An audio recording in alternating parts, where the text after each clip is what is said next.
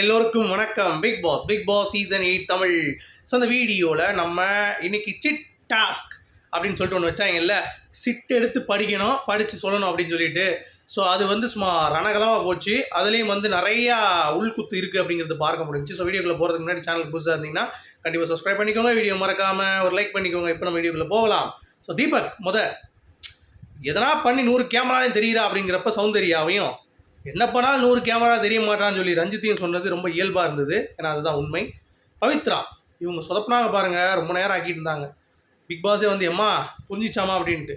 இவங்க ஏன் இன்னும் வீட்டில் வச்சுருக்கீங்க அப்படின்னு சொல்லிட்டு தீபக் வந்து சொல்கிறதுக்கு அவர் ஏதாவது கடிச்சிடுவார்னு சொல்லிட்டு கடைசி அவரே சொல்லிட்டார், எம்மா நீ சொல்லுமா பரவாயில்லம்மா, நான் வீட்டில் தகுதி இல்லாமல் வெளியே போகிறேன், அது மாதிரி ஏதாவது சொல்லுமா அப்படின்ட்டார். ஸோ அந்தளவுக்கு ஆகிப்போச்சு கடைசி பிரச்சனை. சரிங்களா? அது மட்டும் இல்லாமல் அடுத்து வந்து தர்ஷா குப்தாவா ஏன் வந்து வெளியே அமிச்சிங்க அப்படின்றதற்கு பவித்ரா அந்த மாதிரி ஒருத்தராக சொல்லிட்டு, ரயான் வந்து ஆடிய ஆட்டம் என்ன அப்படின்னு சொல்லி ராணவுக்கும், ஆடவே இல்லைன்னு சொல்லி ரஞ்சித் இப்போ நிறைய பேர் குத்த ஆரம்பிச்சிட்டாங்க. நல்லாயிருக்கு.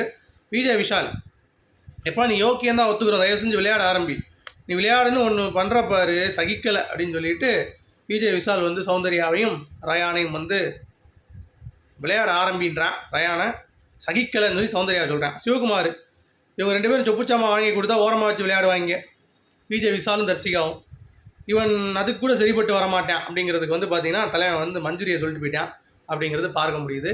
ஸோ இவர் அது கேள்வியும் புரிஞ்சிக்கல. அப்புறம் முத்து வந்து விளக்க வேண்டியிருக்கு. இந்த பாய்ஸே வந்து இப்படி தான் இருக்காங்க அப்படிங்கிறது பார்க்க முடியுது. அப்புறம் முத்துக்குமரன் சீரியஸாக சொல்கிறது காமெடியாக எடுத்துக்கிறாங்கிறது ராணவு, காமெடியாக சொல்கிறது சீரியஸாக எடுத்துக்கிறான்னு சொல்லிட்டு ஜாக்லின் கரெக்டாக போட்டாங்க. அப்புறம் சத்யா இவன் அப்பாவி அப்படின்னு சொல்லிட்டு ராணவையும் இவன் பாவி அப்படின்ற மாதிரி சொல்லி அருண், ஏன்னா அருண் வந்து திடீர்னு விளையாண்டான்ல, அதனால் ஒரு காரணமாக ஜாக்லின் வந்து பவித்ரா பாடுறான்னு தயவு செஞ்சு உன் திருவாயை திறந்துடாது அப்படின்னு சொல்லிட்டு அது நீ பாட்டாவே பாடிட்டியா அப்படின்ற மாதிரி ஜெஃப்ரியும் வந்து அருமையாக சொன்னாங்க. அது ரொம்ப அற்புதமாக இருந்தது.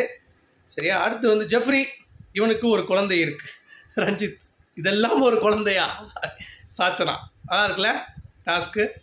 ஸோ வேறு லெவலில் இருக்குது. அடுத்து வந்து ஆனந்தி இவன் சுத்தம், பவித்ரா சாச்சனா இவன் சுத்தமா அப்படின்ட்டு சுத்தம் சாச்சனா பற்றி. அருண் இவனுக்கு ஏன்டா இவ்வளோ கிளாப் அப்படி என்னடா பண்ணிட்டேன் அப்படின்னு சொல்லிட்டு இங்கே தான் மேட்ரு போடுறேன். முத்துக்குமரன் பேச்சு மட்டும் வச்சுட்டு என்னத்த அப்படின்ற மாதிரி கொளுத்தி போட்டேன். அடுத்து நல்லா பண்ணுறேன் ஒன்றும் கிடைக்க மாட்டேது அப்படின்னு சொல்லிட்டு தீபக் கொளுத்தி விட்டான் பாருங்க. தீபக் அருண்ட்டோம் ஏன்டா கொளுத்தி போட்டேன் அப்படின்ற மாதிரி தான் இருந்துச்சு. அடிச்சுக்கு போகிறான் இனிமேல். அப்போ தீபக் சொல்கிறேன், ஏய் எதுக்கு சொல்கிறேன் அப்படின்றார்.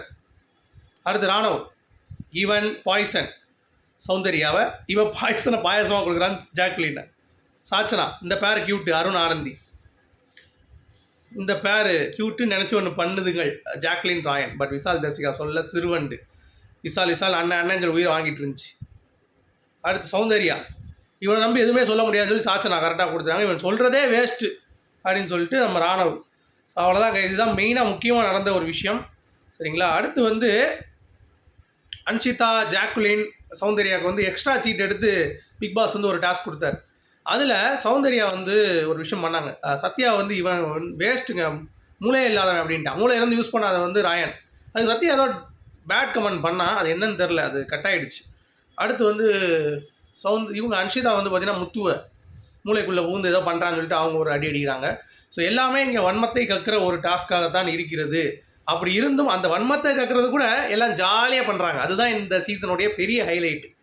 எல்லாம் ஜாலியாக அதான் ஓகே ஐ எம் ஹாப்பி அப்படின்றாங்க. டேய் உன்னை கழுவி ஊற்றிட்டு இருக்காங்க அப்படின்ற மாதிரி தான் இருந்துச்சு.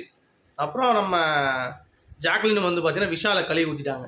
இந்த மாதிரி பேச்சை மட்டும் வச்சுட்டு நல்லா பேசுறது முத்துக்குமரன், பேச்சை வச்சுட்டு காண்டு ஏற்றுறது நம்ம விஷால் அப்படின்ற மாதிரி.